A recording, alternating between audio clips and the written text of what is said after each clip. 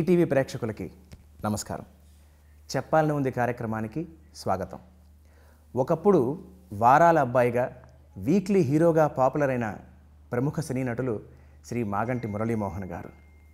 వ్యాపార రంగంతో మొదలుపెట్టిన ఆ తరువాత నాటక రంగంలో అడుగుపెట్టిన, వెండితెరపై హీరోగా వెలిగిన, క్యారెక్టర్ ఆర్టిస్ట్గా కనిపించిన, నిర్మాతగా వ్యవహరించిన, రియల్ ఎస్టేట్ రంగంలో కింగ్ అనిపించిన, ప్రజాప్రతినిధిగా సేవలు అందించిన, ఇలా ఎన్ని అవతారాల్లో వచ్చినా ఎన్ని అవాంతరాలు వచ్చినా మోహనమైన మురళీగానంలాగా చెదరని చిరునవ్వుతో ఉన్న మంచి మనీషి శ్రీ మురళీమోహన్ గారు 1973 సంవత్సరంలో ఈ సినిమాయా జగత్తులోకి జగమయమాయా సినిమా ద్వారా ప్రవేశించి 4 దశాబ్దాలుగా 350కి పైగా సినిమాల్లో నటించి నిర్మించి ఎంతోమందికి అజాతశత్రువు అనిపించుకున్న శ్రీ మురళీమోహన్ గారు ఇవాల్టి మన అతిథి. మురళీమోహన్ గారు నమస్కారం అండి. సార్, మొదటి ప్రశ్న, మీ అసలు పేరు మురళీమోహనేనా లేక వేరే చాలా పేర్లు ఉన్నాయని మేము విన్నాము? అసలు మా అమ్మ నాన్నగారు పెట్టిన పేరు రాజా రామ్మోహన్ రాయ్. ఓ, రాజా రామ్మోహన్ రాయ్. ఎందుకంటే మా ఫాదర్ ఫ్రీడమ్ ఫైటర్ ఆయన. ఓకే. అట్లాగే మా తమ్ముడికి వేణుగోపాల్ తిలక్ అట్లా పెట్టారు పేర్లు. తర్వాత ఏమో రాజా రామ్మోహన్ రాయ్ అన్నది మామూలుగా పిలవటం అందరి ఇంట్లో రాజుబాబు అనేవారు. స్కూల్కి వెళ్ళినప్పుడు పేరు అడిగితే రాజుబాబు అని చెప్పాం. రిజిస్టర్లో రాజుబాబు అని ఎక్కిపోయింది. ఓ, రికార్డ్స్లో రాజుబాబు అనే ఉంది. సో రాయ్ అక్కడ ఎగిరిపోయింది, రాజుబాబు అయింది. నేను సినిమాలోకి వచ్చేటప్పటికి ఏమైందంటే అప్పటికే కమెడియన్ రాజుబాబు గారు చాలా ఫేమస్. అప్పుడు ఆయన ఉండగానే మళ్ళీ ఇంకో రాజుబాబు ఏంటి, అతను హీరో రాజుబాబు, కన్నడ రాజుబాబు, ఇవన్నీ కన్ఫ్యూజన్ వస్తాయండి. పేరు మారిస్తే బాగుంటుందని అట్లూరు పొంచంద్రరావు గారు మా దానికి ప్రొడ్యూసరు. అసలు నీ పేరేంటి అన్నా ఇట్లాగే అడిగారు. అడిగితే రాజా రామ్మోహన్ రాయ్ అండి అన్నాను. మోహన్ అని పెడదావా అన్నారు. మీ ఇష్టం సార్ అన్న. ఓకే. సరే, ముందు మోహన్ అని పెట్టారు. పెట్టిన తర్వాత press meet, first press meet Andhra Patrika Srinivas గారు అని అప్పట్లో పెద్ద ఫేమస్. కొత్తగా వచ్చిన ఎవరు వచ్చిన ఇంటర్వ్యూలు చేయటం అది చాలా ఫేమస్గా ఉండేది. ఆయన ఉండి ఆ రోజున ఏమంటే మోహన్ అంటే ఏదో కత్తిరించినట్టు ఉందండి పేరు, ఫుల్ ఫిజ్జర్గా ఉన్నట్లేదు. ఇప్పుడు అప్పటికే రామ్మోహన్, తర్వాత కృష్ణమోహన్, ఇంకెవరెవరో ఉండేవారు. ఓకే. అప్పుడు ఏమన్నారంటే మురళీమోహన్ అని పెడదాం అన్నారు. సో అది ఆ రోజున ప్రెస్ అందరి మధ్యలో కన్ఫర్మ్ అయింది పేరు. అప్పటికప్పుడు అనుకున్న పేరు అంతే. అంతే. మీ విద్యాభ్యాసం చాటపర్రులో తర్వాత ఏలూరులో జరిగింది. అదే హై స్కూల్ వరకు మా ఊర్లోనే చాటపర్రులోనే చదువుకున్నామండి. తర్వాత ఏలూరులో, మాది ఏలూరు పక్కనే, ఏలూరు 2 మైల్స్ మా ఊరు. రోజు అసలు సైకిల్ వేసుకొని రోజు ఏలూరు వచ్చేస్తూ ఉండేవాళ్ళు. ఏది కావాలన్నా కాఫీ తాగడానికి కూడా ఏలూరు వెళ్ళి కాఫీ తాగి వచ్చిన వాళ్ళు చాలామంది ఉంటారు అనమాట. అట్లా. మీ స్వగ్రామం చాటపర్రేనా? చాటపర్రే. ఈ ఏలూరులో కాలేజీకి వచ్చిన తర్వాత మన హీరో కృష్ణ గారు, నేను, మేమందరం అక్కడ క్లాస్మేట్స్. మాకు ముందు బ్యాచ్ల్లోనేమో పర్వతనేని సాంబశివరావు గారు, తాతినేని రామారావు గారు, తర్వాత విజయబాపిరెడ్డి గారు, చటర్జీ గారు, వీళ్ళందరూ కూడా ఆ కాలేజీ మేమందరం. సో అయితే మీకు ఇండస్ట్రీకి రాకముందే కృష్ణ గారి స్నేహితులు అన్నమాట? బాగా. మీ ఇద్దరు మంచి క్లోజ్ ఫ్రెండ్స్ ఉన్ను. అప్పట్లో మేము చాలా బుద్ధిమంతుల కింద లెక్క అంటే ఇప్పుడు కాదు. జనరల్గా ఏంటంటే క్లాస్ రూమ్లో ఏం చేస్తారంటే కొంచెం క్వైట్గా కామ్గా ఉండే వాళ్ళు ముందు కూర్చోబెడతారు, అల్లరి బ్యాచ్లో ఎవరైనా ఉంటే వెనక కూర్చోబెడతారు. సో మేము ఫ్రంట్ బ్యాచ్లో కృష్ణ గారు నేను పక్కనే కూర్చునేవాళ్ళు అనమాట. చాలా క్వైట్గా ఉండేవాళ్ళం అప్పుడు. అందుకని మమ్మల్ని ఫస్ట్ బ్యాచ్ స్టూడెంట్స్ అనమాట. మీరు చాలా మోడెస్ట్గా మేము అప్పట్లో బుద్ధిమంతులు అంటున్నారు, కానీ వాస్తవానికి ఇండస్ట్రీ మీద ఒక అపోహ ఉంది. సినిమా ఇండస్ట్రీకి వచ్చిన వాళ్ళు డబ్బులు సంపాదించలేరు, పాడైపోతారు అని చెప్పి. కానీ ఎలా ఉండాలో నిరూపించిన వాళ్ళలో మీరు కృష్ణ గారు ఒకరు. అంటే మేము ఇండస్ట్రీకి వచ్చేటప్పటికి ఎలా ఉండకూడదో ఎక్కువ నేర్చుకున్నాం ముందు. అంతకుముందు బ్రహ్మాండమైన పేరు ప్రఖ్యాతులు ఉండి బ్రహ్మాండమైన హీరోస్ లాంటి వాళ్ళు కెరీర్ ఎలా పాడు చేసుకున్నారు, ఎలా ఇబ్బంది పడిపోయారు అనే వాళ్ళని చూసుకొని దృష్టిలో పెట్టుకొని వాళ్ళలాగా మనం అవ్వకూడదు. మనం ఎలా ఉండాలో నేర్పే మోడల్ లాగా ఉండాలి తప్ప ఎలా ఉండకూడదో నేర్పే వాళ్ళలాగా ఉండకూడదు మనం. అంటే నేను ఇండస్ట్రీకి వచ్చేటప్పటికే నాకు మ్యారేజ్ అయిపోయింది. విజయవాడ బిజినెస్ స్టార్ట్ చేసాము మేము 1963లో. 63లో కిసాన్ ఇంజనీరింగ్ కంపెనీ అని electric Motors, oil engines, electric agriculture pump sets, అది బిజినెస్. అది చేసేటప్పుడు సరదాగా నాటకాలు కూడా వేస్తూ ఉండేవాళ్ళం విజయవాడలో. ఆ నాటకాల్లోంచి అనుకోకుండా సినిమాల్లోకి వచ్చాం. ఓకే.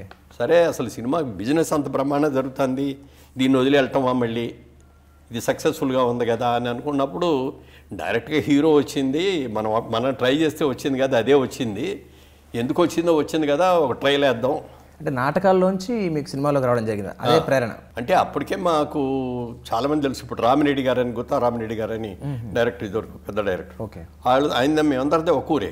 విజయబాబు రెడ్డి గారు, తర్వాత చటర్జీ గారు. ఓకే. అంటే చేటపురం మా ఊరికి సినిమా వాసన బాగా ఎక్కువ ఉంది.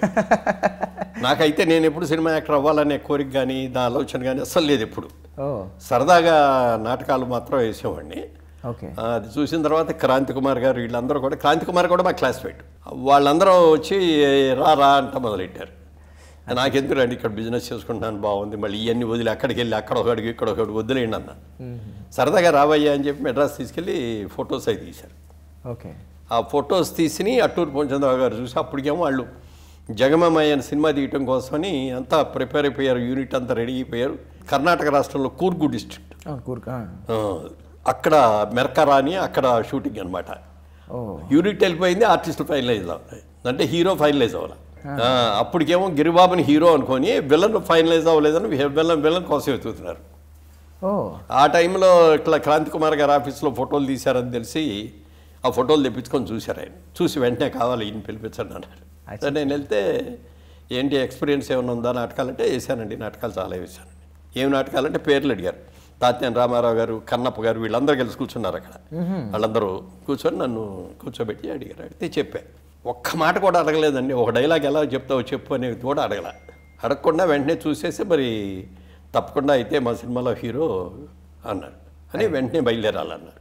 1వ తారీఖు నుంచి మార్చి 1 నుంచి షూటింగ్ అన్నారు. ఇప్పుడు అనేది కుదరదండి, మాకు మా బిజినెస్లో మార్చి నెల అనేది చాలా బిజియెస్ట్ మంత్ అనమాట. ఓకే. మిగిలిన 11 నెలలు ఎంత బిజినెస్ చేస్తాం, ఈ 1 మంత్లో అంత బిజినెస్ చేస్తాం. అందుకని ఇది కుదరదండి, ఏప్రిల్లో 1 నుంచి వస్తానండి అన్న. అదేం కుదరదు, నీకు కావాలంటే ఒక్కరోజు టైం ఇస్తా. ఇవాళ బయలుదేరి విజయవాడ వెళ్ళిపోయి మీరు పనులు చూసుకొని మళ్ళీ వచ్చేయండి. మళ్ళీ రేపు రాత్రికి ఎక్కి ఎల్లుండి పొద్దున ఇక్కడ రావాలి. రైల్వే స్టేషన్కి కారు వచ్చేస్తుంది. మీరు గిరిబాబు గారిపై కారులో బయలుదేరి డైరెక్ట్గా కర్ణాటక వచ్చేయాలి, కూర్గు. ఓకే. సరే ఇంటికి వెళ్ళిన తర్వాత నేను ఒకసారి మా ఇంటికి వెళ్ళి పర్మిషన్ తీసుకొని వస్తానండి అని ఇంటికి వచ్చాను. ఇస్తే ఫాదర్ ఉన్నారు, ఫాదర్కి చెప్పాను. మనకెందుకురా అన్నారు ఆయన. సరే మా ఆవిడ దగ్గర చెప్పాను. చెప్తే మీరేం ట్రై చేయలేదు కదా, ఆటోమేటిక్గా వచ్చింది కాబట్టి మీరు ఒక ఛాన్స్ తీసుకోండి.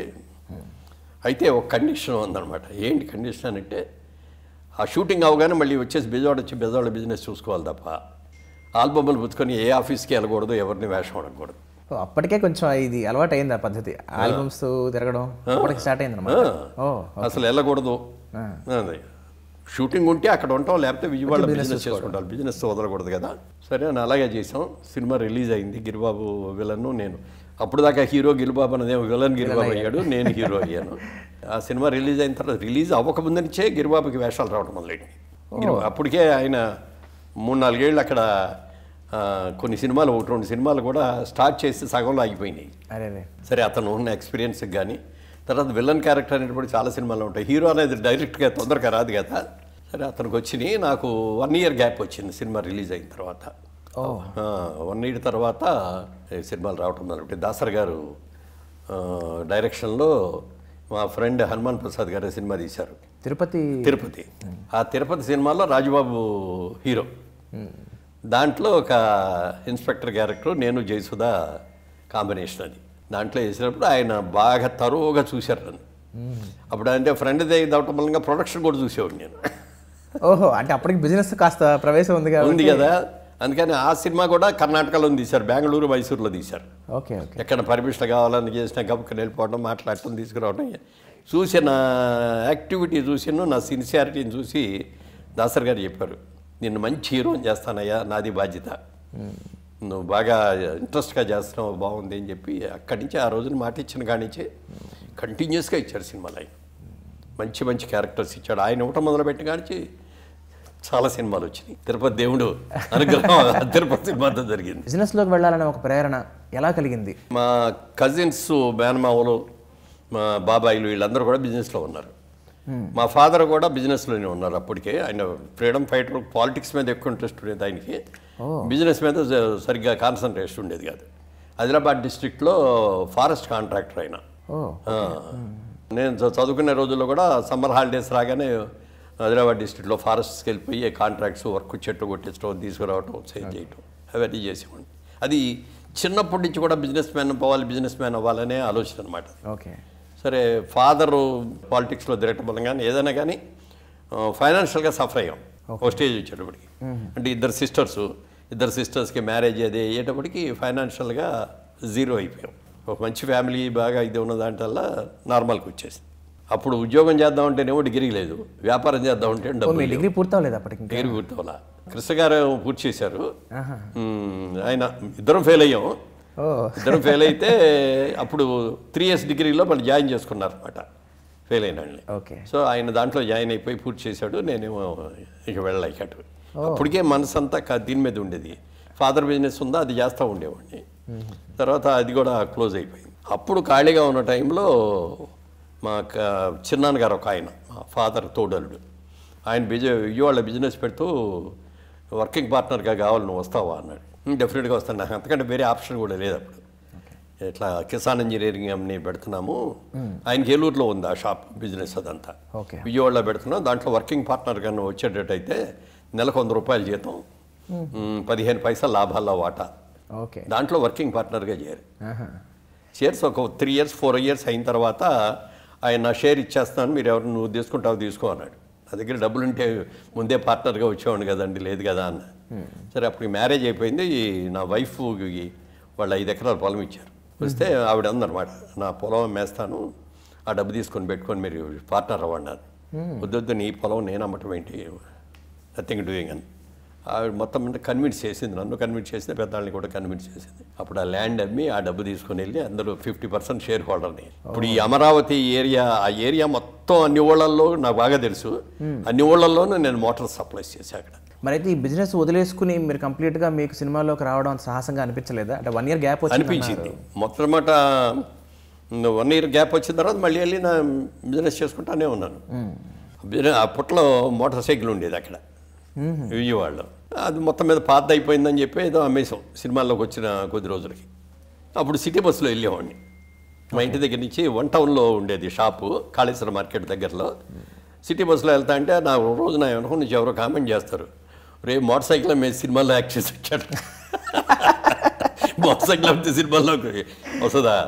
అరే ఏదో అనుకున్నారులే అనుకున్నాను. ఆ 1 year అయిపోయిన తర్వాత ఈ తిరుపతి సినిమాకి వచ్చింది.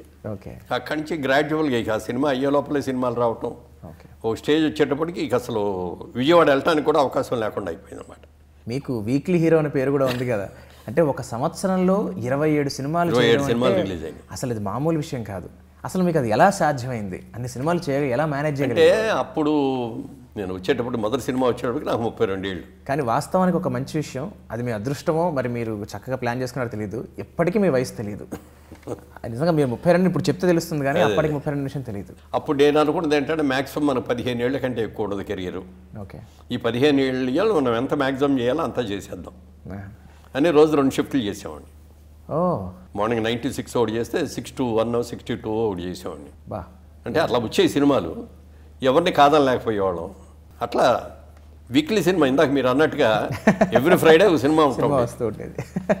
ఒక్కోసారి నా సినిమా అయ్యబడేది, ఒకేసారి ఒకే వారంలో 2 సినిమాలు రిలీజ్ అవటాలు ఇట్లా కూడా జరిగింది. మీ రికార్డ్ ఎవరైనా బ్రేక్ చేశారా ఇప్పుడు దాకా? 27 సినిమాలు అండి. కృష్ణ గారు చేసినట్టున్నారండి ఒకసారి, సంవత్సరం అయింది కూడా, 20 above అయింది. 27 అయినో కాదో తెలియదు కానీ 20 above అయింది. కానీ అప్పట్లో చాలా ఎక్కువ.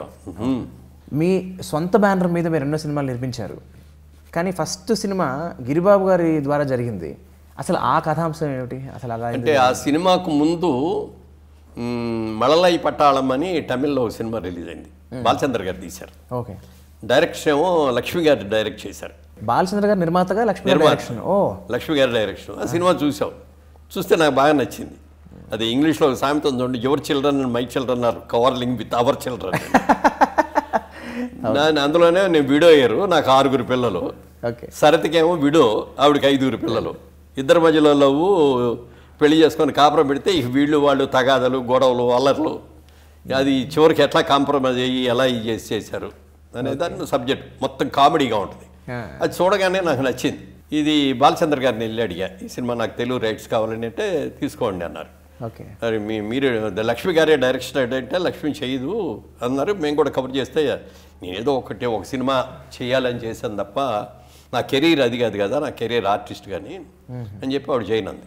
అప్పుడు బాలచంద్ర గారు మీరు చేయండి సార్ అని అడిగి, అయితే ఆయన అన్నారు నాకు చాలా కమిట్ అయినవి ఉన్నాయి, నేను చేయలేను, నా అసిస్టెంట్ని ఇస్తాను, కో డైరెక్టర్ చేసిన అతను ఉన్నాడు నాకు, అతను డైరెక్ట్ చేస్తాడు, పాటలను క్లైమాక్స్ అవన్నీ నేను తీస్తాను, ఇంపార్టెంట్ సీన్లు అని చెప్పి ఆయన ఇంపార్టెంట్ సీన్లు అవన్నీ ఆయన తీశారు, సాంగ్స్ ఇంపార్టెంట్ సీన్స్ క్లైమాక్స్, మిగిలిందంతా ఆ తమిళ డైరెక్టర్ చేశాడు. అది మొట్టమొదటి సినిమా అది.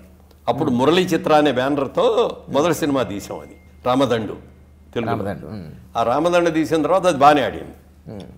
ఇక అప్పుడు మళ్ళీ సెకండ్ సినిమా ఏం చేద్దాము, ఒరిజినల్ స్టోరీ తీసుకొని చేద్దామని ఆలోచిస్తున్న టైంలో డైరెక్టర్ రాజాచంద్ర దాసర్ గారు ఇంట్రెస్టెడ్ డైరెక్టర్.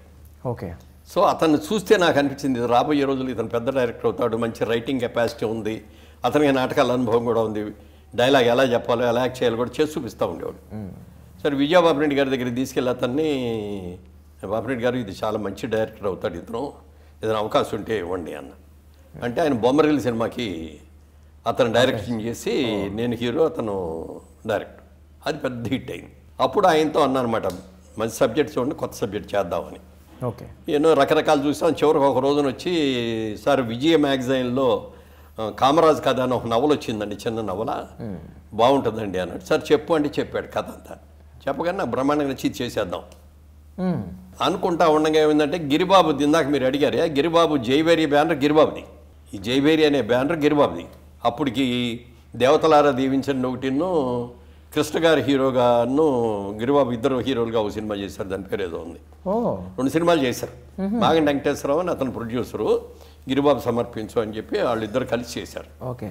తర్వాత గిరిబాబు గారు ఏం చేశారంటే వాళ్ళ అమ్మాయి పేరుతో మాధవి చిత్రాన్ని వాళ్ళ అమ్మాయి పేరుతో బ్యానర్ పెట్టుకొని తను సపరేట్గా తీసుకుంటున్నాడు. ఈ మాగంటి వెంకటేశ్వరరావు బయటకు వచ్చేసాడు. ఓకే. అప్పుడు ఆయన దగ్గర నా దగ్గరకు వచ్చాడు అతనిది ఏలూరే. వచ్చి ఏమండే నేను ఇండివిజువల్గా తీసే కెపాసిటీ లేదు, నాకు అంత ఫైనాన్స్ లేదు, ఎక్స్పీరియన్స్ కూడా లేదు, ఈ 2 సినిమాలు అంటే గిరిబాబు చేశాడు, మరి మీరు కనుక చేస్తానంటే మీరు నేనుతో కలిసి చేద్దాం, నేను నిర్మాతాన్ని నేను పెట్టుకుంటాను, మీరు సమర్పించమని పెట్టండి అంటే వెల్ అండ్ గుడ్ అని ఇద్దరం పార్ట్నర్షిప్గా చేరాం. అప్పుడు గిరిబాబుని అడిగా, గిరిబాబు నువ్వు మాధవి చిత్రాన్ని పెట్టుకున్నావు కదా, నాకు ఎందుకో జైబేరి అనేది చాలా బాగా నచ్చింది, అది సరే అనేప్పటికీ గిరిబాబు తీసుకో అన్నాడు. సో ఫ్రెండ్షిప్ మీదే అంతా, ఫ్రెండ్షిప్ మీదే. ఫస్ట్ డే సినిమా నుంచి ఇవాళకి కూడా వీఆర్ వెరీ గుడ్ ఫ్రెండ్స్, అసలు ఎప్పుడు ఫ్యామిలీ ఫ్రెండ్స్ పైగా. అది ఆ బ్యానర్ తీసుకొని దానికి వారాల అబ్బాయిని పెట్టాం పేరు, జైభేరి అక్కడి నుంచి మా సొంతం అయింది. మీ జైభేరి అప్పటి నుంచి మ్రోగింది. జైభేరి మోగించాం, చాలా సినిమాలు చేసాం దాంట్లో. తర్వాత వెంకటేశ్వరరావు గారు చిన్న డిఫరెన్స్ ఆఫ్ ఒపీనియన్లో, అంటే బిజినెస్లో ఒపీనియన్ రాలా. ఒక ఆర్టిస్ట్ అతను మళ్ళీ ఏదో మ్యారేజ్ ఇది అంటే దానికి నేను ఒప్పుకోలే, చాలా తప్పు అయ్యేది, నీకు 4 ఆడపిల్లలు ఉన్నారు, తప్పు మ్యారేజ్ ఇది అంటే లేదు కుదరదండి అన్నాడు. అయితే నీకు నాకు వద్దు, నేను కొన్ని ప్రిన్సిపల్స్తో ఉన్నాను, నా ప్రొడ్యూసర్ కూడా ఆ ప్రిన్సిపల్గా ఉండాలని నా కోరిక, నువ్వు కనుక అది చేసి పెడితే వద్దు నాకు, అయినా సరే నేను విడిపోతానండి, నేను వెళ్ళిపోతాను, సరే నీ కర్మ. అప్పుడు బ్యానర్ మేము తీసుకొని అక్కడి నుంచి బ్యానర్ మేము కంటిన్యూ చేసాం. అదే రియల్ ఎస్టేట్లో వచ్చాక కూడా మళ్ళీ అదే జైవేరియే కంటిన్యూ చేసాం. అయితే ఇంత ప్రిన్సిపల్డ్గా ఉన్న మీ పట్ల ఎందుకు ఒక విమర్శ వచ్చింది, మీరు ఇంకొక తోటి నటిని వివాహం చేసుకోబోతున్నారు అన్న విమర్శ ఎందుకు వచ్చింది అసలు? అది మనకి హిందీ వాళ్ళకి ఎక్కువ ఉంటుంది ఈ ఎల్లో జర్నలిజం అనేది. హిందీ వాళ్ళు కావాలని కూడా రాయించుకుంటారు పాపులారిటీ కోసం, కానీ మనకి తెలుగులో లేదు. మనకి అన్నీ కూడా చాలా బుద్ధిమంతుగా, నాగేశ్వరరావు గారు కానీ, రామారావు గారు కానీ, ఇంకోళ్ళు కానీ చాలా సిస్టమేటిక్గా, చాలా క్రమశిక్షణతో ఉన్నాళ్ళు, అందరం అలాగే ఉన్నాం. తమిళనాడులో కూడా ఈ ఎల్లో జర్నలిజం ఉంది. దినతంతి అని ఒక పేపర్ ఉంది, బాగా ఫేమస్ పేపర్ అది. సినిమా యాక్టర్ల మీద తంటి రాసేవాడు, వీళ్ళు ఇలా తిరుగుతున్నారు, అలా తిరుగుతున్నారు, ఇలా తిరుగుతున్నారు. ఆ టైంలో జయచిత్ర నేను కాంబినేషన్ చాలా సినిమాల్లో కాంబినేషన్ చేస్తున్నాం మేము. సో ఏ సెట్లోకి వెళ్ళినా కనపడతా ఉండేవాళ్ళు అనమాట. సో ఒకరోజు మార్నింగ్ వాహిని స్టూడియోలో షూటింగ్ కన్నా వెళ్ళేటప్పటికి ఈ తమిళ్ లైట్ బాయ్స్ వాళ్ళందరూ తమిళేన్సే కదా అక్కడ, ఎవరిదా మురళీమోహన్ అని ఆయనకి చూపిస్తున్నారు. నాకు అర్థం కాలేదు, వీళ్ళని ఏంటన్నా నీ వాళ్ళు ఎంత ప్రత్యేకంగా చూపిస్తున్నారు, ఎవరిదా అంటున్నారు, అర్థం కాలేదు. షూటింగ్ మేకప్ వేసుకుంటా ఉండగా ఎవరో ఒక ఆర్టిస్ట్ వచ్చి, ఏంటి మీద వాళ్ళ పేపర్లో వచ్చింది నువ్వు జయిస్తారా పెళ్లి చేసుకుంటున్నారంట కదా. నేను పెళ్లి చేసుకోవట్లేదు, నాకు పెళ్ళి అయింది, 2 పిల్లలు నాకు, నేను పెళ్లి చేసుకోవట్లేదు, మధ్య ఉందా లేదా అన్న. ఏది వాళ్ళ పేపర్లో వచ్చిందని ఫస్ట్ పేపర్లో మెయిన్ ఎడిషన్లో సెకండ్ మెయిన్ హెడ్డింగ్ ఏదో చిన్న కాలం కాదు రాయడం. ఆవిడకి నాకు చాలా అప్సెట్ అయిపోయాను. నేను మొదటి టైంగా నాకు తెలియదు కదా. ఈ లోపల సెట్లో వర్క్ చేస్తున్న టైంలో అట్లూరి పూర్ణచంద్రరావు గారు ఫస్ట్ ప్రొడ్యూసర్ ఫోన్ చేశాడు, బాబు ఎక్కడ ఉన్నామని. సార్ వాహిని స్టూడియోలో ఉన్నానండి. ఎన్నింటి వరకు ఉంటామంటే సాయంత్రం దాకా ఇక్కడేనండి అన్న. సార్ నేను బయలుదేరి వస్తాను అన్నాడు. అనేటప్పటికే భయం వేసి భయం ఉంటుంది కదా. ఆయన వచ్చాడు. వచ్చిన తర్వాత మేకప్ రూమ్కి పిలిస్తే వెళ్ళాను. ఏంటి బాబు ఇలా పేపర్లో వచ్చింది, నీ గురించి నాకు తెలుసు, నువ్వు అలాంటి పని చేయవని కూడా నాకు తెలుసు, కానీ వయసు దీని మీద ఏమన్నా తప్పటడుగు వేస్తున్నావా అనేది తెలుసుకొని హెచ్చరించడం కోసం వచ్చానండి అన్న.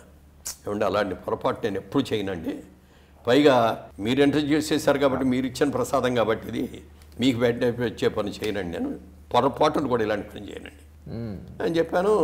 మర్నాడు విజయబాబు గారి దగ్గరికి వెళ్ళిపోయి ఆ దినతంత పేపర్ వాళ్ళకి లాయర్ నోటీస్ పంపించి దీని మీద పరువు నష్టం దావా వేస్తున్నాం, దీని మీద ఎక్స్ప్లెనేషన్ కావాలని చెప్తే వాడు పరిగెత్తుకుంటూ వచ్చాడు. వాడు వాళ్ళ ఎడిటర్ వాడు.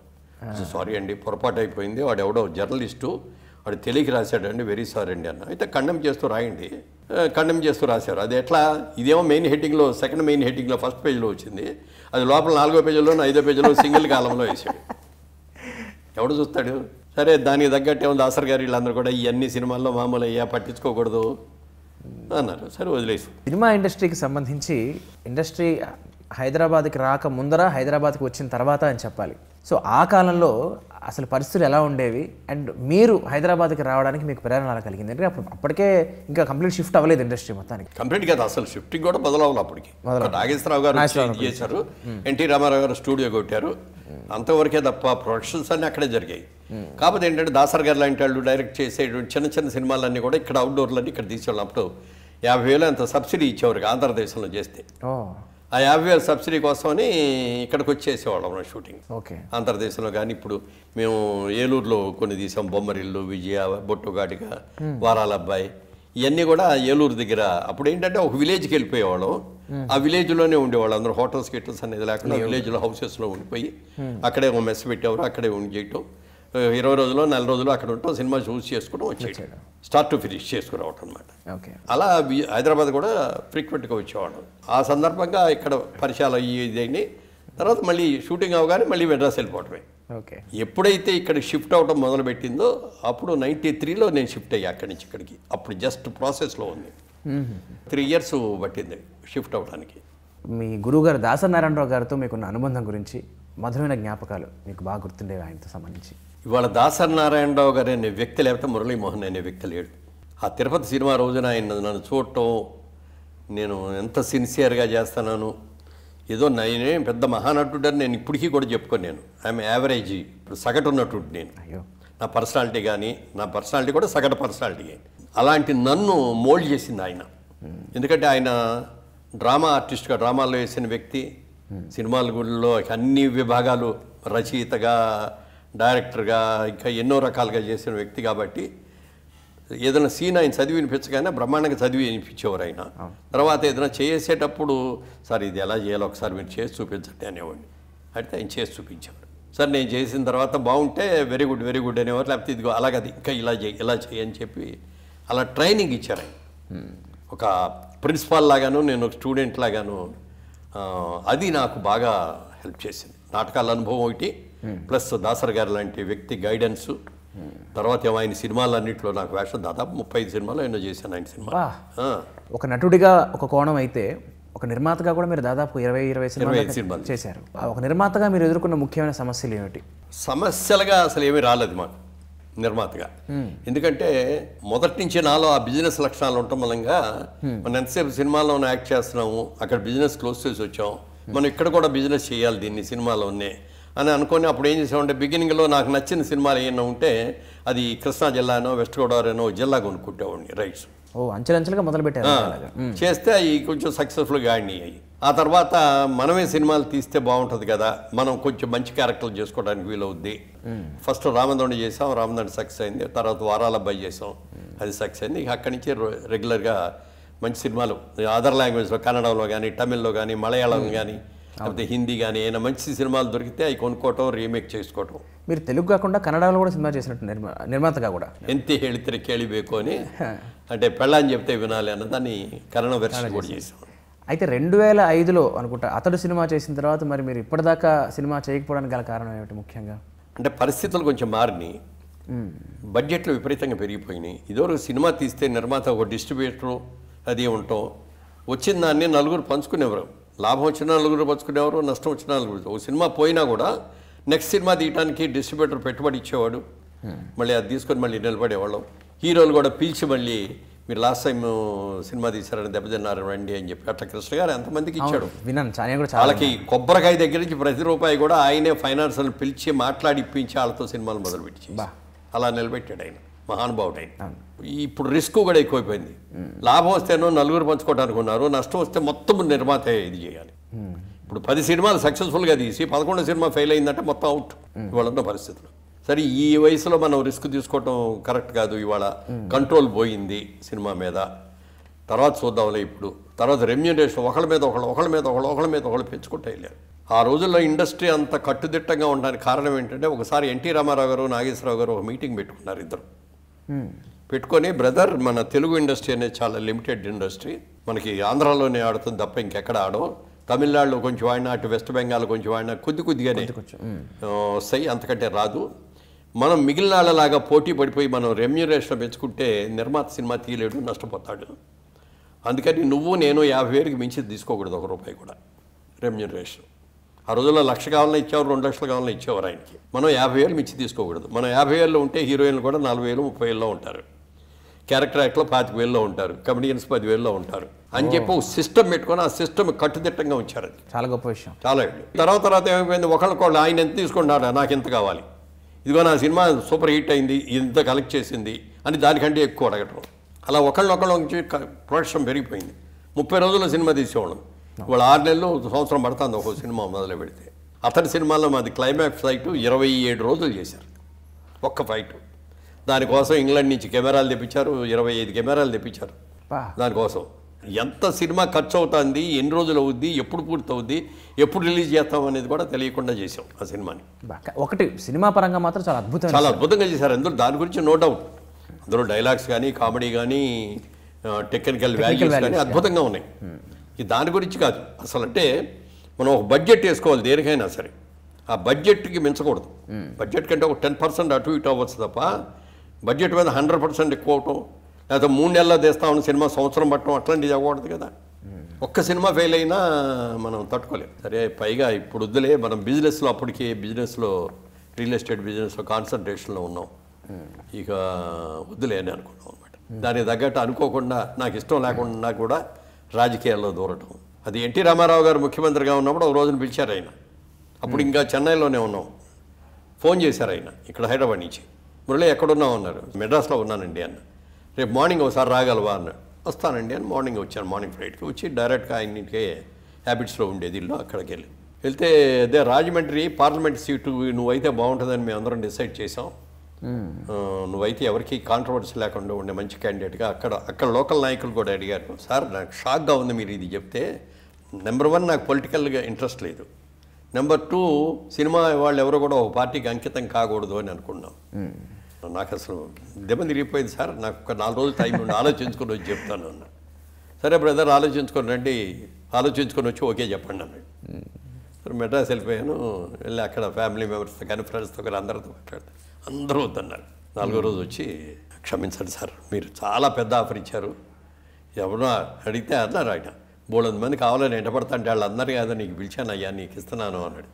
సార్ ఐఎమ్ సారీ అండి, ఏమనుకోవద్దు, మీలాగా నేను లైఫ్లో ఇంకా సెటిల్ కాలేదు, పిల్లలు ఇంకా చదువుకుంటారు, వాళ్ళు నేను ఇటు వచ్చేసి ఒక అడుగిట్టేసి ఒక అడుగట్టేస్తే లైఫ్ సెట్ కాకపోతే వాళ్ళు దెబ్బతింటారు, నేను దెబ్బతింటానండి, వద్దండి అంటే సరే ఇట్స్ ఆల్ రైట్ అన్నాడు ఆయన. మళ్ళీ మీరు తిరిగి రావడానికి ఏమైందంటే చంద్రబాబు నాయుడు గారు ఒక రోజున పిలిచారు. మురళీమోహన్ గారు అప్పుడు రమ్మంటే మీరు రానన్నారు కదా, మరి ఇప్పుడు రండి అన్నారు. మళ్ళీ ఆయన ఇస్తే నేను వద్దండి, నీకు ఆ రోజే చెప్పాను కదండి, రామారావు చెప్తేనే వద్దన్నాను నేను, నాకు అసలు ఇంట్రెస్ట్ లేదండి, పొలిటికల్ ఇంట్రెస్ట్, పొలిటికల్గా ప్రచారం చేయడానికి వెళ్ళాను తప్ప ఒక నాయకుడిగా ఉండాలంటే అక్కడ ఎలా ఉండాలి, ఏం చేయాలి, అసలు ఎలక్షన్ ఏంటి, ఎలక్షన్ ఎట్లా, కార్యకర్తలు ఎవరు, ఏమీ తెలియదు కదా నాకు, ఏమీ తెలియకుండా ఎట్లా వెళ్తానండి నేను అన్నా. అప్పుడు అడిగితే నువ్వు లైఫ్లో సెటిల్ అవ్వలేదు కదా అన్నావు కదా అన్నాడు. నిజంగా నేనండి అప్పుడు సెటిల్ అవ్వలేదు, ఇప్పుడు సెటిల్ అయ్యావు కదా అన్నాడు. అయ్యానండి, పిల్లలు పెళ్ళిళ్ళు కూడా అయిపోయినాయి, బాగానే ఉంది, కానీ నాకు వద్దండి అంటే ఎంతసేపు డబ్బులు సంపాదించడమే కానీ ప్రజాసేవ చేయరా అన్నాడు. అంటే ప్రజాసేవ చేయాలంటే రాజకీయాల్లోనే రావక్కర్లేదండి, రాజకీయాల్లో రాకుండా కూడా ప్రజాసేవ చేయొచ్చు. నేను ఒక ట్రస్ట్ పెట్టుకున్నానండి, మురళీమోహన్ చారిటబుల్ ట్రస్ట్ అని. పేద విద్యార్థులందరినీ కూడా నేను అడాప్ట్ చేసుకుంటాను, మంచి మార్కులు వచ్చి బాగా చదివే వాళ్ళని, కులం మతం అనేది లేకుండా చేసి. అది రాజకీయాలు రాక ముందర స్టార్ట్ చేసింది ట్రస్ట్. 2006లో స్టార్ట్ చేసి, ఓకే 2006లో స్టార్ట్ చేసి అక్కడి నుంచి పూర్ స్టూడెంట్స్ని, వాళ్ళని ఇంటర్మీడియట్ అయిన తర్వాత మంచి మార్కులు బ్రహ్మాండంగా వచ్చిన వాళ్ళని, బాగా పూర్ వాళ్ళని సెలెక్ట్ చేసుకొని వాళ్ళని అడాప్ట్ చేసుకొని ఆ 4 years ఇంటర్మీడియట్ అంటే ఇంజనీరింగ్ కానీ మెడిసిన్ కానీ మీరు ఏదైతే మిస్ అయ్యారో అది అందరికీ అది మనం చేయాలి. ఎందుకంటే నువ్వు ఫ్రెండ్ మనకు వచ్చి నేను కష్టాల్లో ఉన్నానంటే 1 లక్ష రూపాయలు నేను ఇస్తాను నీకు. ఇస్తే నువ్వేమనుకుంటావు, వీడి దగ్గర బోల్డ్ 1 లక్ష ఇచ్చాడు, ఇంకో 5 లక్షలు ఇవ్వచ్చు కదా అని సంతృప్తి ఉండదు. తర్వాత ఈ 1 లక్ష అయిపోయిన తర్వాత మళ్ళీ వచ్చి అడుగుతాడు. అలా కాకుండా నీకు చదువును నీ కాళ్ళ మీద నువ్వు నిలబడేదని నేను నేర్పాను అనుకో, లైఫ్ లాంగ్ నీకు అది గుర్తుంటుంది. నిన్ను చూసి నీ ఫ్యామిలీ, నీ వెనుకున్న వాళ్ళు అందరూ భాగ్యం వస్తారు. ఒక కుటుంబంలో ఒకడు కనుక ఉన్నతంగా బాగా చదువుకొని పైకి వచ్చి మంచి ఉద్యోగంలోకి వెళ్తే ఫ్యామిలీ అందరి పైకి తీసుకొస్తారు. ఆ తృప్తి ఇక అది లైఫ్ లాంగ్ ఉంటుంది, వాళ్ళకే ఉంటుంది మనకే ఉంటుంది.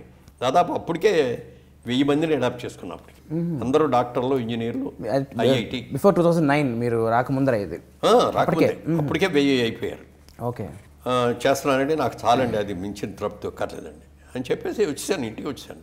వద్దండి అని చెప్పేసి వచ్చేస్తే అప్పుడు కోడెల శివప్రసాద్ గారు నిన్ను కమ్మపాటి రామ్మోహన్ రావు గారిని ఇంటికి పంపించారు. కోడెల శివప్రసాద్ గారు అంటే మాకు మంచి ఫ్రెండ్ను, బాగా నమ్మకం ఆయన మీద. ఆయన కూడా చెప్తున్నాడంటే ఏమిటో అనేది ఒక స్టేజ్కి వచ్చేటప్పటికి వాళ్ళు ఎంతమంది చెప్తారా మనం నో అంటున్నాం, వీడికి గర్వం ఇదో అంటున్నారేమో అని ఎక్కడో ఒక వీక్ మూమెంట్లో కొంచెం మెత్తబడేటప్పటికి దాన్ని డామినేట్ చేశారు. ఓకే చేసేసి తీసుకెళ్ళిపోయి తగిలిచ్చారు. మీరు చాలా అత్యధిక మెజారిటీతో గెలిచారు పార్లమెంట్. హైయెస్ట్ మెజారిటీ నాకే వచ్చింది. 2014 to 19 చేసాము. 19లో మళ్ళీ వెళ్ళి అందరూ వచ్చే నాకు కావాలి సీట్లు అని అడుగుతారు. మనం 2019 ఎలక్షన్ అయినప్పుడు నేను ఒక్కడనే అక్కడికి వెళ్ళి ఈసారి నాకు వద్దండి, నేను నిలబడినండి, నేను పోటీ చేయనండి అని చెప్పి. అదేమిటయ్యా బ్రహ్మాండంగా చేసావు కదా, మంచి పేరు వచ్చింది కదా అన్నాడు. సార్ నా లైఫ్లో ఇప్పుడు కష్టంలో సుఖంలో నా భార్య నన్ను పెళ్లి చేసుకుని వచ్చిందండి. తర్వాత తనకున్న 5 ఎకరాలను అమ్మి నాకు డబ్బులు ఇస్తే నేను బిజినెస్లో పైకి వచ్చానండి. ఇవాళ పాలిటిక్స్లో ఇట్లా అనేది తిరగటం వల్ల నేను ఇంట్లో నా ఆవిడికి నేను దగ్గర ఉండలేకపోతున్నాను.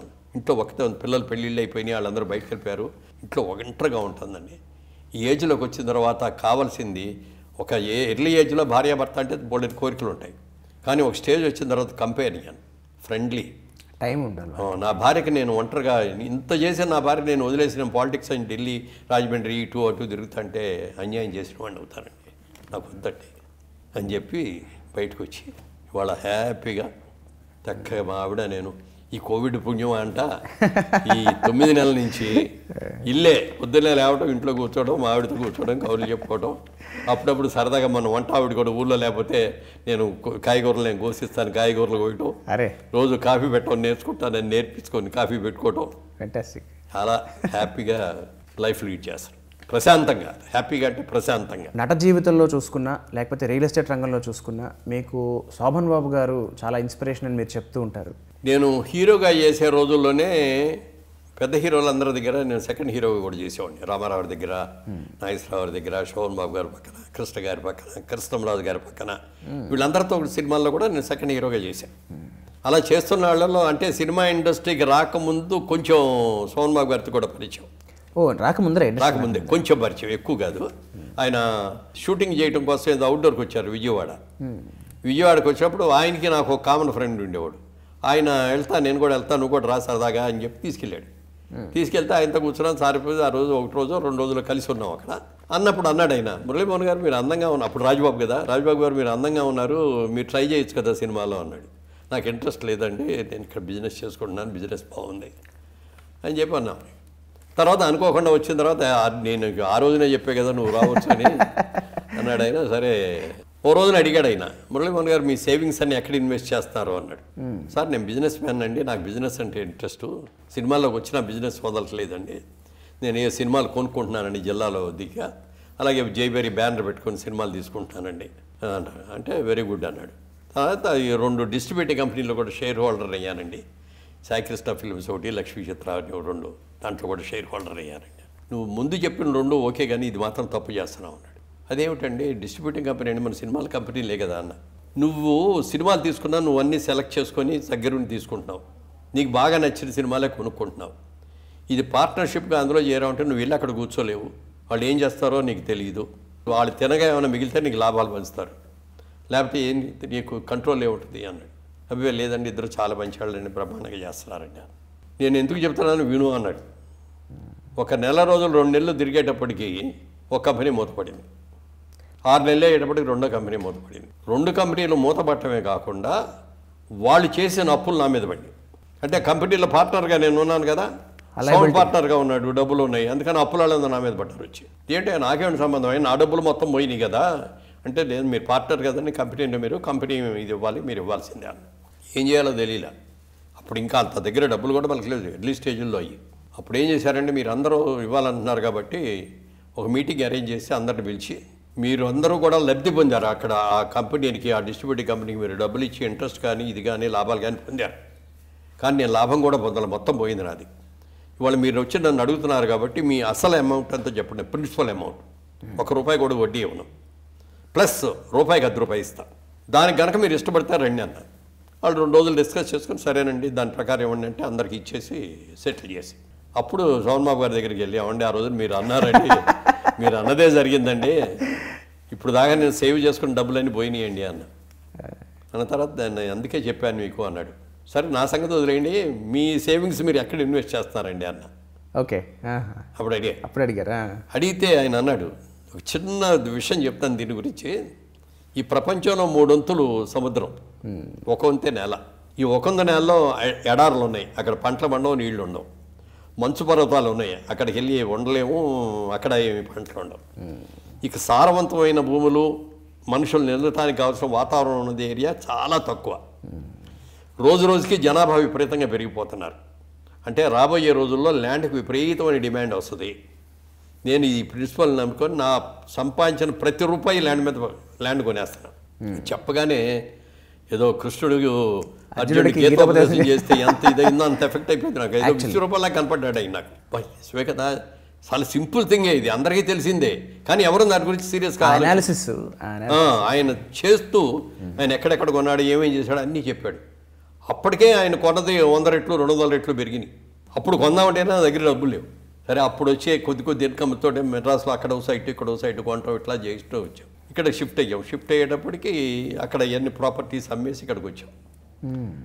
అప్పటికేమో హీరో వేయటం మానేస్తానని నాకు నేనే రిటైర్మెంట్ తీసుకున్నా. హీరో కూడా నా సొంత సినిమాల్లో కూడా నేను హీరోగా అయ్యాను ఇక్కడి నుంచి అని చెప్పి ఒకరోజు ప్రెస్ మీట్లో అనౌన్స్ చేశాను. అది ఎందుకంటే అంతకుముందు ఒక హీరో పేరొద్దు, పాపం చాలా గ్యాప్ తర్వాత సొంత సినిమాల్లోనే హీరో చేసి సినిమా రిలీజ్ అయితే విజయవాడలో ఉండగా మేము అందరూ సినిమాకి వెళ్తే ఆయన డ్యూయెట్లో పడతాను వస్తా అంటే అందరూ హేళన చేశారు.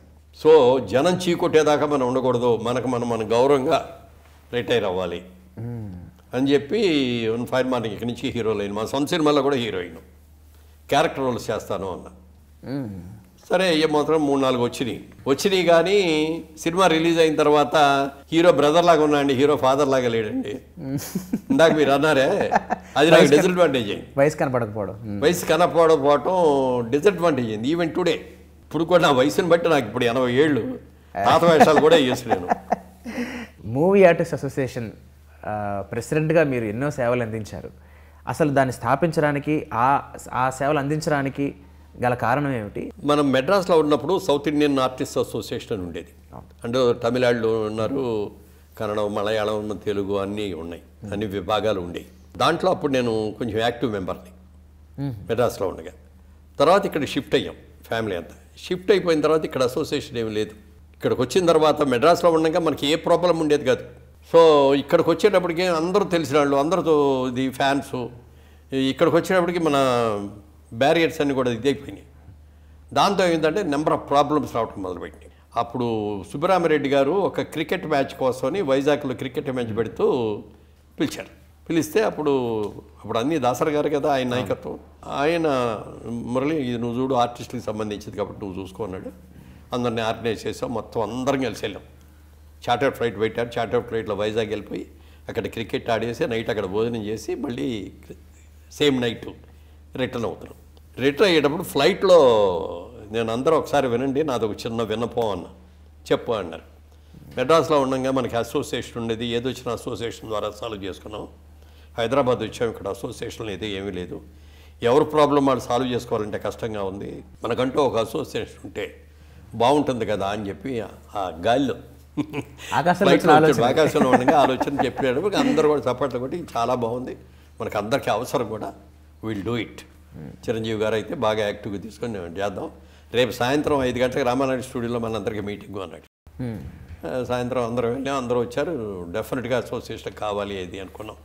అయితే చిరంజీవి గారు, మీరు ఇది మీకు వచ్చిన ఆలోచన, ఫెంటాస్టిక్, మీరు ప్రెసిడెంట్గా ఉండాలండి, మీరు బిజీ హీరో కదా, ఈ మా అసోసియేషన్కి ప్రెసిడెంట్ అనేవాడు ఒక బిజీ ఆర్టిస్ట్, బిజీ హీరో ఉండాలి.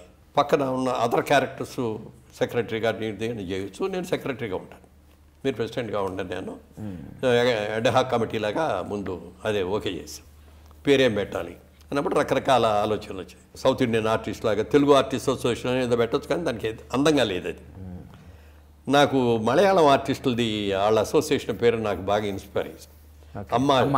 అమ్మ అసోసియేషన్ వాళ్ళ పేరు, అంటే association of Malayalam movie artist అమ్మ.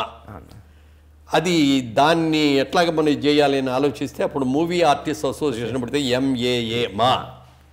అమ్మ కంటే కూడా మా మోర్ పాపులర్. హిందీ వాళ్ళందరూ మా అంటారు, మన తెలుగులో కూడా మా అన్న ఇది కూడా ఉంటుంది కదా అనేది. ఇదైతే బాగుంటుంది అనేస్తే అందరూ చప్పట్లు కొట్టారు, బాగుందని అనుకున్నాం. మరి దీనికి ఒక లోగో తయారు చేయించాలి మనం, బాపు గారిని ఏదైనా అడిగితే బాగుంటుంది అంటే రాజేంద్ర ప్రసాద్ అక్కడే ఉండి రేపు నా షూటింగ్ బాపు గారితో నేను నా లోగో పని నేను చూస్తాను, నేను చేయించుకొస్తాను అని వెళ్ళి అడగగా నేను అప్పటికప్పుడు కాగితం మీద తీసాడు, ఒక అమ్మ చేతిలో ఇది ఆ మా లెటరింగు ఎంత ఇచ్చాడు. దాన్ని ఆ లోగో పెట్టి అప్పటికి ఇప్పటికీ కూడా మా అంటే మూవీ ఆర్టిస్ట్ అసోసియేషన్కి అందరికీ కూడా తల్లి లాంటిది. బిడ్డల కష్టాలన్నీ కూడా చూడాలి, అందరినీ కలుపుకొని వెళ్ళాలి, ఏ సమస్యలు వచ్చినా ఇది చేయాలి అనేది దాన్ని పెట్టాం. ఆ రోజున డబ్బులు లేవు, ఏమీ లేవు. అవును, మా ఇల్లే ఆఫీసు, మాకున్న రియల్ ఎస్టేట్స్ స్టాఫే దీనికి స్టాఫ్. అట్లా తీసుకొని స్టార్ట్ చేసాం. మొదట్లో చాలా కష్టాలు పడ్డా ఒక మంచి స్టేజ్ తీసుకొచ్చాం. ఆధ్యాత్మికత అనేది మీకు జీవితంలో మొదటి నుంచే ఉందా? అయితే ఇప్పుడు ఎందుకంటే మీరు అయ్యప్పమాల వేసుకోవడం కానీ, లేకపోతే దేవుడు పాటలు చేయడం కానీ, దేవుడు సినిమాల్లో యాక్ట్ చేయడం కానీ, మీ పర్సనల్ లైఫ్లో కూడా ఇక్కడ చూస్తూనే ఉన్నాం. సో అసలు మీకు ఈ ఆధ్యాత్మికత మీ జీవితంలోకి ఎప్పుడు ప్రవేశించింది? అంటే మా అమ్మగారు బాగా దైవభక్తురాలు.